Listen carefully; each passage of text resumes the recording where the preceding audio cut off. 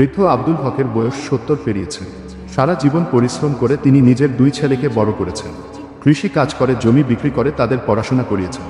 একসময় ছেলেরা বড় চাকরি পেয়ে শহরে গিয়ে স্থায়ী হল। বছর কয়েক পর বৃদ্ধ আব্দুল হক গ্রামের বাড়ি ছেড়ে ছেলেদের কাছে শহরে চলে এলেন। কিন্তু শহরের জীবনে তার উপস্থিতি যেন ভারী হয়ে উঠল। বড় ছেলে বলল, বাবা, আপনি এখানে ঠিক মানিয়ে নিতে পারছেন না। ছোট ছেলে জানালো, বাড়িতে জায়গা কম।